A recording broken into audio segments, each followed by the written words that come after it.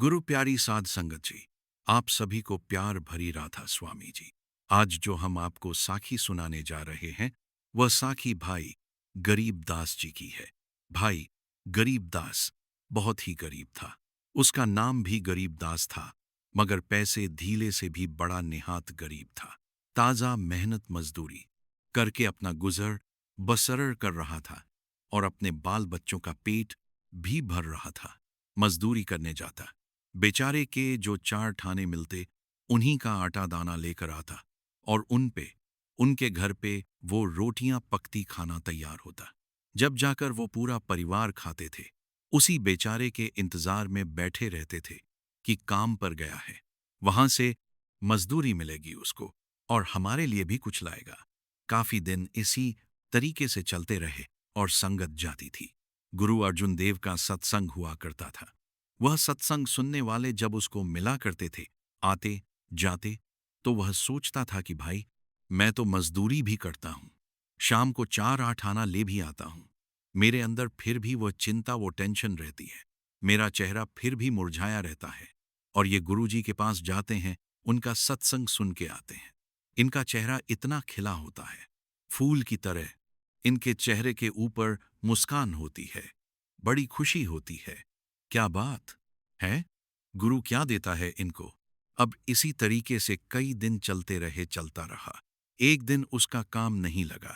जहां मजदूरी करने के लिए जाता था, वहां कोई सामान नहीं आया। पूरे सामान का बंदोबस्त नहीं था, इंतजाम नहीं था। उन्होंने उस दिन मना कर दिया कि भाई गरीबदास, आज काम बंद रहेगा। हम आज जो सामान नहीं है वो माल मटेरियल लेकर आएंगे, कल से काम चालू करेंगे। अब जो गरीब दास था वो बेचारा वहीं से मजदूरी मिलती, उसी का आटा दाना लेकर अपने घर जाता। जब जाकर उसको खाना उसके घर वाले भी खाते, वो भी खा लेता था। अब उस दिन बड़ी चिंता में आ रहा था कि आज मेरे घर परिवार वाले कहाँ से खाएंगे। वो तो मेरे ही सहारे, मेरी तरफ उनका ध्यान है, ख्याल है, और कोई काम धंधा नहीं। और मैं शाम को लेकर जाऊंगा तो कहां से, कैसे गुजर बसर करेंगे।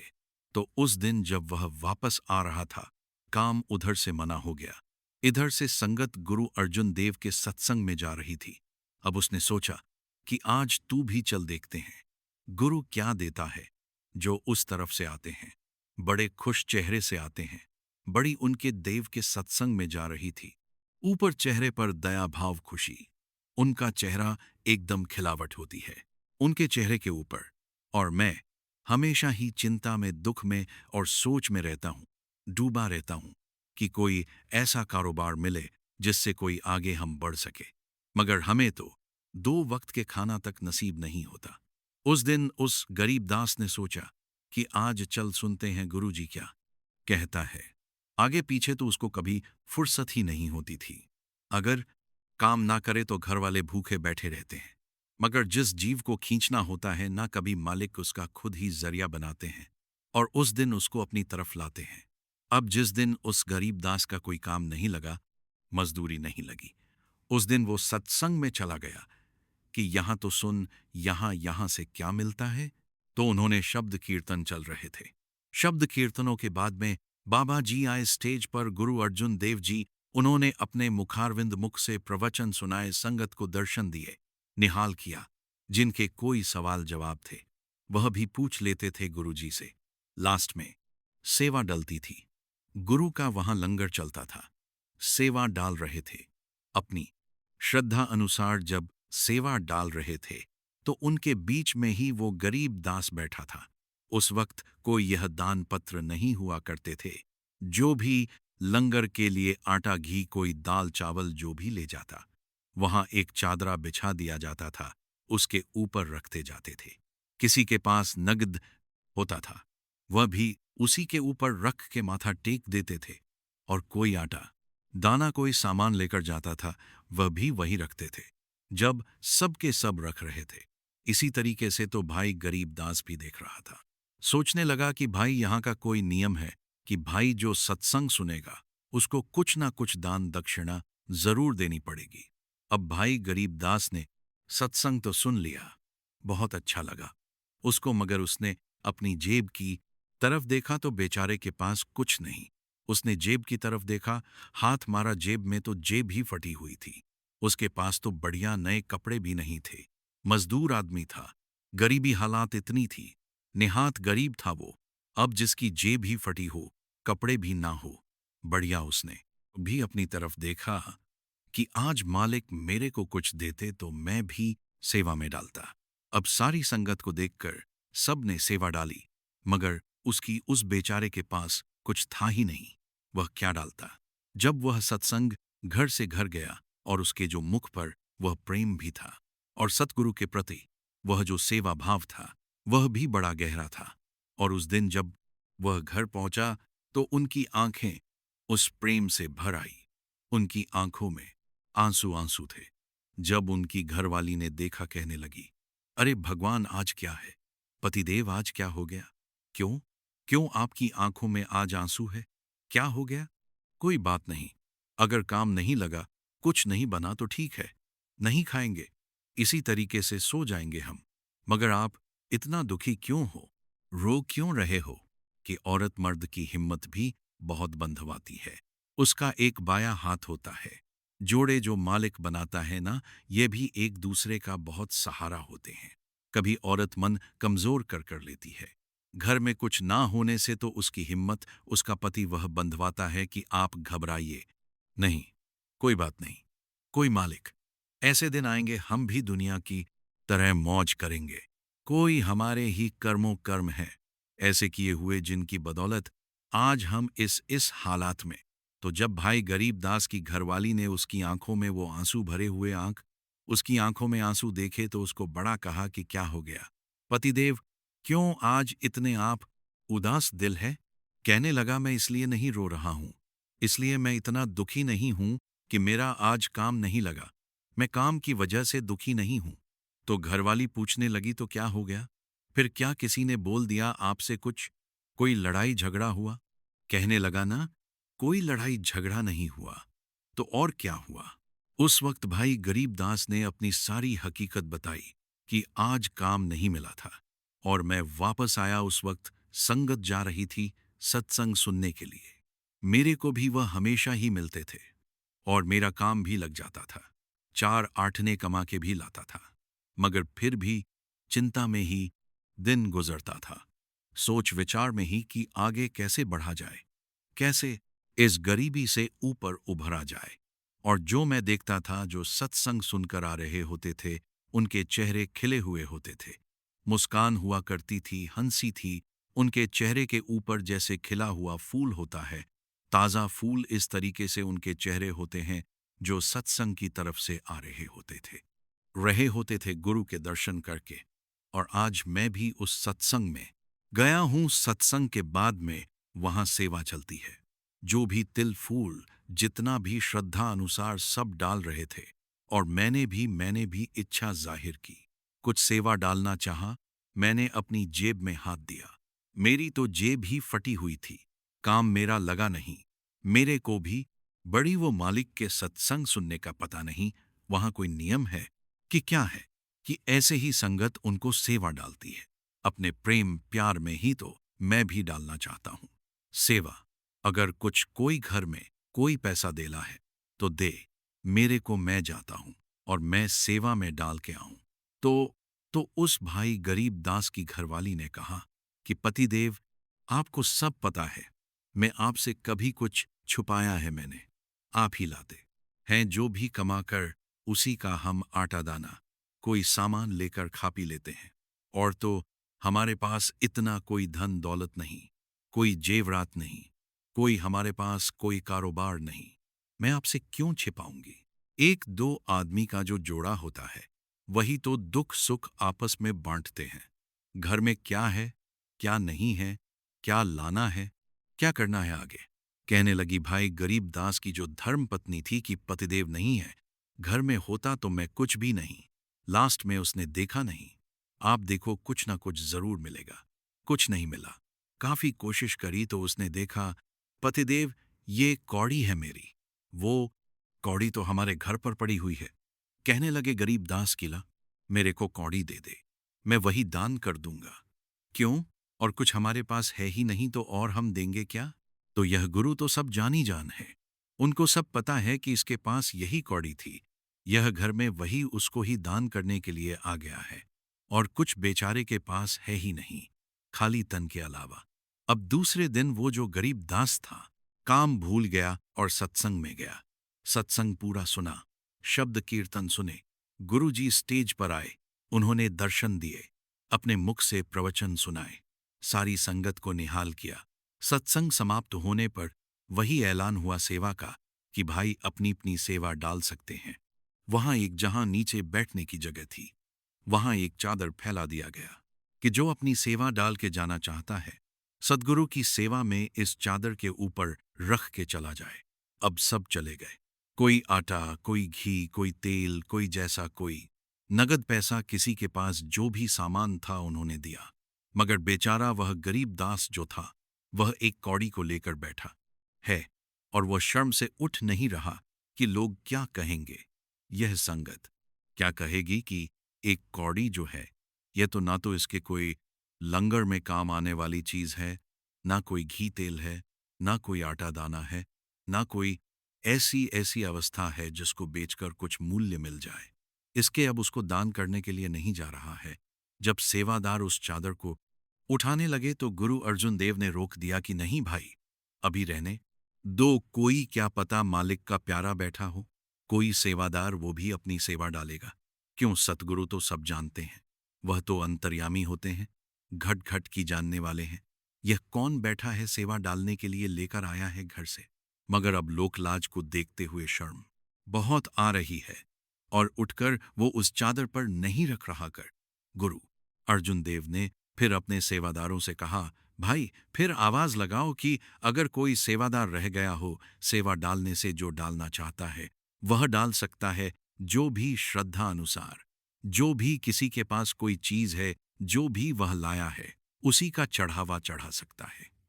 गुरु तो सब कबूल करता है।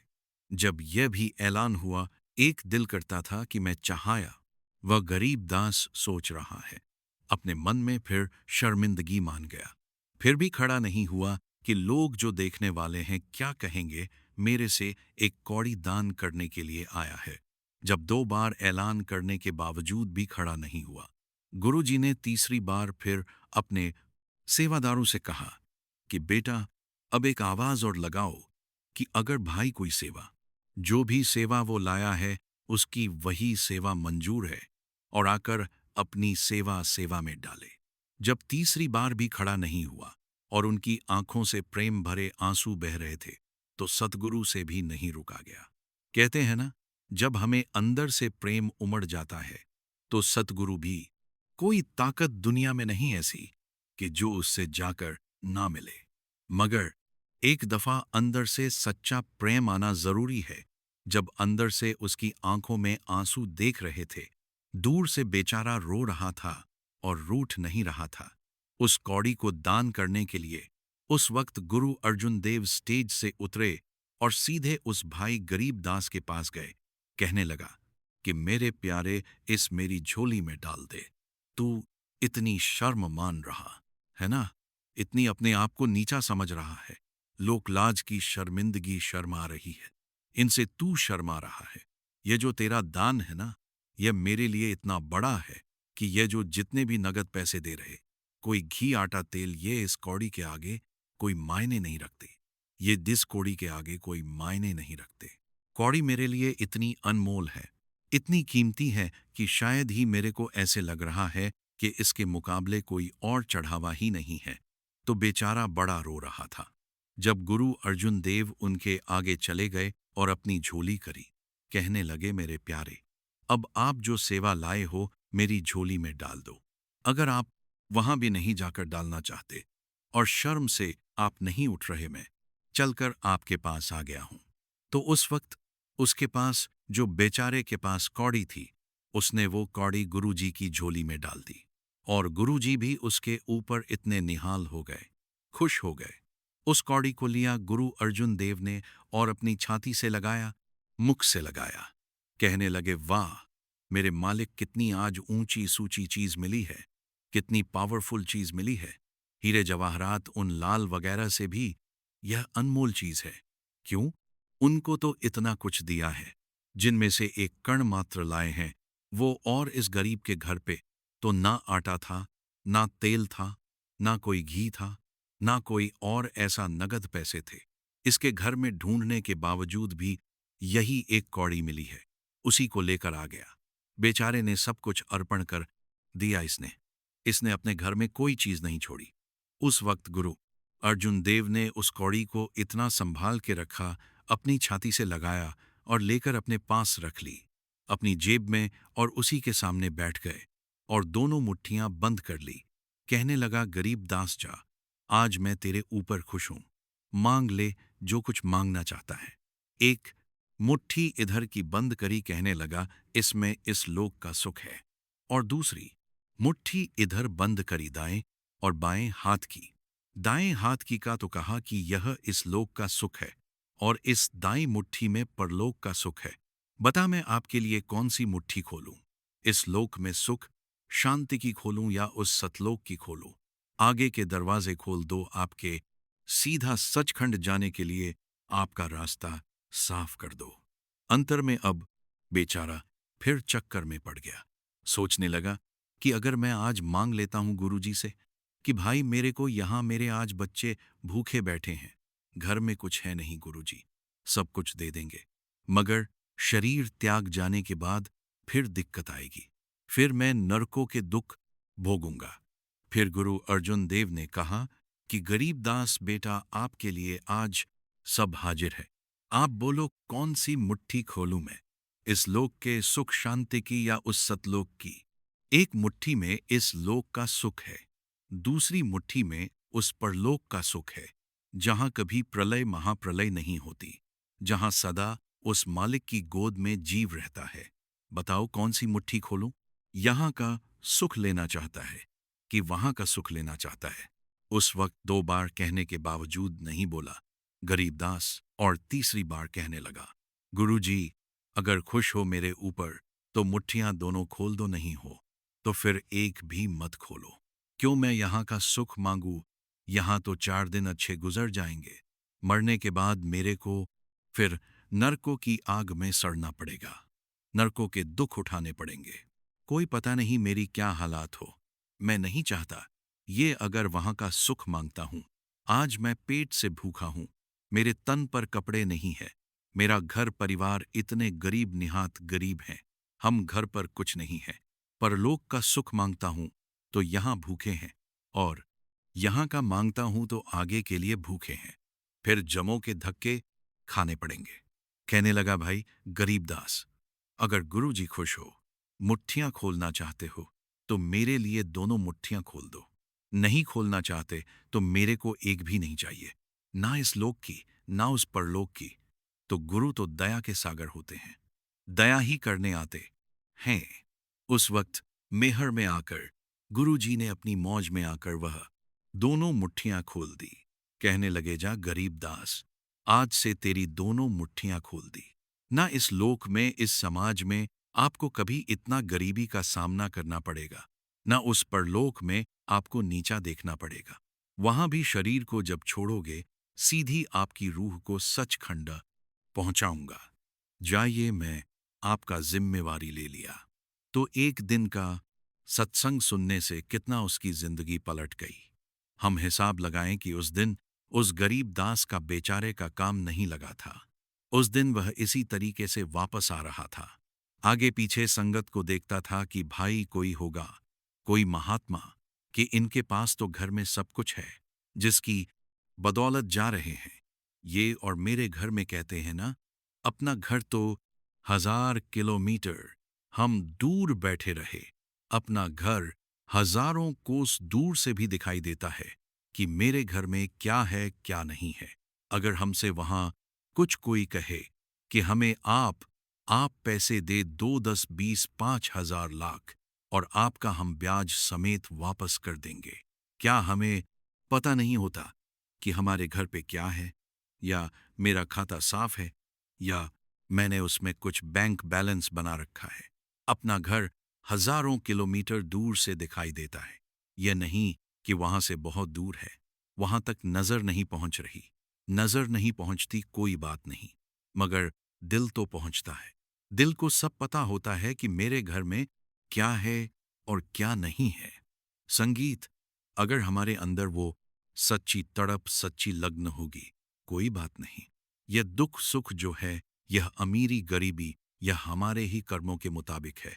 हमने कोई अच्छे कर्म किए हैं, वो 4 दिन हमारे अच्छे निकल जाते हैं। हमने कोई गलत कर्म हुए, हमारे उनके बदौलत हमारे घर में गरीबी, दुख, क्लेश वह कुछ दिनों के रहते हैं। बाबा जी कहते हैं, ना सत्संगो में कि भाई सदा बरसात, कभी बरसात होगी, कभी बादल आएंगे, कभी नहीं आएंगे, कभी धूप निकलेगी, कभी ठंड पड़ेगी। यह हमेशा एक जैसा रहने वाला नहीं है। मौसम बदलता रहता है, हमेशा एक तरीके से नहीं है। तो हम वह बात उनका जो है, कहने का तात्पर्य कि भाई हमेशा हमेशा कोई चीज रहने वाली नहीं है। यह जिंदगी दी है मालिक ने, यह जिंदगी में सुख दुख आएंगे और वह हमारे ही कर्मों के मुताबिक मिलते हैं। जैसा हमने बोया है ना, वैसा ही हमको काटना पड़ेगा। अगर अगर हमने मिर्च की फसल बोई है, अगर मिर्च ही हमें मिलेगी, आम कहाँ से हो? हमें आम खाने को थोड़ी मिलेंगे। हमने पिछले जन्मों में क्या कर्म किए हैं, कौन जानता है? ये तो इस बात के बारे में वह संत महात्मा जानते हैं कि यह पीछे क्या क्या क्या करके आया है, और हमारा ही भुगतान करवाने के लिए, हमारा जिससे लेन देन होता है उसको खत्म करवाने के लिए मालिक हमें यह जन्म देते हैं। इंसान की जूनी जब मिलती है, आधे अच्छे कर्म होते हैं, आधे बुरे कर्म होते हैं। तब जाकर हमें इंसान की योनि मिलती है कि बुरे कर्मों का भी इसका भुगतान हो जाएगा और अच्छे कर्मों का भी यह आनंद उठा लेगा। 4 दिन जो हम अच्छे कर करके आते हैं, उनका भी हमें फल मिलता है। वह 4 दिन हम मौज मस्ती के गुजारते हैं। अच्छा धन दौलत मालिक देता है। गाड़ी घोड़ों में हम टूर करते हैं, दर्शन करते हैं, सेवा डालते हैं, बड़ी खुशी से रहते हैं। और कुछ कर्म ऐसे होते हैं जो हमें भुगतने पड़ते हैं। इस शरीर के हारी बीमारी की बदौलत कोई और चिंता लग गई हमें, कहीं अपने बेटा बेटी की तरफ से ये सब कुछ हमें पहले से बना हुआ है। हमारे जन्म से सब कुछ पहले तैयार होता है। इस जीव को मैं भेज रहा हूं। कितने इसको सुख, कितना दुख, कितना खाना, कितना चलना फिरना, हर चीज के बारे में सब कुछ पहले एक फाइल तैयार होती है, जिसके बारे में संत तुलसी साहब ने अपनी वाणी में फरमाया है कि पहले बना प्रारब्ध, पीछे बना शरीर। तुलसी रामा तुझे अभी ना आई धीर, कि मालिक ने भाई तेरा पहले प्रारब्ध बनाया है। कि भाई वह मालिक ऐसा नहीं है कि जिस जीव को यहां भेज भेज रहा है, मात लोक में उसको पता नहीं कि भाई भेज तो दिया, मैंने इसकी परवरिश कौन करेगा, इसकी देखभाल कौन करेगा, इसको पाले पलोसेगा कौन, खिलाएगा पिलाएगा कौन, इसको इसकी देखरेख कौन करेगा, उसका इंतजाम वो पहले करता है। पहले बना प्रारब्ध, पीछे बना शरीर। तुलसी रामा तुझे अभी ना आई धीर, कि भाई तेरे को अब भी धीरज नहीं है। तू हाय हाय करता घूम रहा है। मिलना हमें वही है जो हमारी किस्मत में धूमधाम से लिखा हुआ है। ना एक कण भर भी एक दिन का ना बहेगा ना घटेगा। कर्म कोई घटा नहीं सकता, कोई बढ़ा नहीं सकता। कर्मों का भुगतान हमें जरूर देना पड़ेगा, चाहे अच्छे हैं चाहे बुरे हैं। जिनको वो पूर्ण संत सतगुरु मिल गए, नाम शब्द मिल गया, उन्होंने वो नाम दान की दीक्षा जिन प्यारों को बख्शी है, वो भजन सुमरण जो देते हैं, वो कहते हैं शब्द की कमाई करो। शब्द में वह ताकत है कि हमारे किए हुए कर्मों का नाश हो जाता है, उनसे जलकर राख हो जाते हैं। कोई और दुनिया की दवा नहीं है कि और किसी कारण और किसी कार्य करने से वो कर्म खत्म हो जाते हो। शब्द कर्म की रेख कटावे, शब्द शब्द से जाए मिलावे। तो हमें भी चाहिए इस साखी से हम अपनी सोच को बदले, अपने आप को बदले और अपने आप को किसी पूर्ण संत महात्मा की शरण में जाएं और उनसे जाकर नामदान की दीक्षा ले, उनकी सेवा करें, उनके दर्शन करें, उनके सत्संग सुने। जिस दिन मालिक की मौज हो जाए आपके ऊपर, फिर आप वह जो नाम देते हैं, उस नाम शब्द की कमाई करें। उसको करने से चाहे तुम्हारे किए हुए कर्मों के बदौलत आपके ऊपर कोई दुख सुख भी आएगा, मगर आपको अंदर से वह मालिक ताकत इतनी बख्श देगा कि आपको उसका पता ही नहीं चलेगा। वह हवा की झोंके की तरह इधर से आया और इधर निकल गया पार, आपको भी पता ही नहीं चलेगा। यह गुरु वालों का हाल है, तो हमें भी चाहिए किसी न किसी अदब करना ही था। हमको अगर कोई पूर्ण संत महात्मा नहीं मिला, नाम नहीं मिला, किसी गुरु से जुड़े और नाम शब्द की वो उस दीक्षा को लेकर और मालिक की भजन बंदगी में लगे, ताकि हमारा आवागमन का चक्कर खत्म हो जाए, हमें बार बार जन्म मरण के दुखों में ना आना पड़े, हम हमेशा हमेशा के लिए उस परमात्मा की, उस अकाल पुरुष की गोद में जाकर समा जाएं, उसमें जाकर बैठ जाएं। अगर आप हमारे रूहानी साखियां चैनल पर नए हैं, तो हमारे चैनल को लाइक व सब्सक्राइब जरूर करें, जब जब कि आपको यह साखी पसंद आए। अगर पसंद ना आए तो मैं नहीं कहूंगा कि आपको आप इस साखी को लाइक व सब्सक्राइब करें और कमेंट में राधा स्वामी लिखें। अगर साखी आपको यह साखी पसंद आए तो आगे शेयर जरूर करें। जहां से कहीं कमी दिखाई दे हमें लिखकर जरूर भेजें। अपने एरिया, अपने स्टेट का भी नाम लिखें कि हम कहां से सुन रहे हैं। राधा स्वामी जी हम।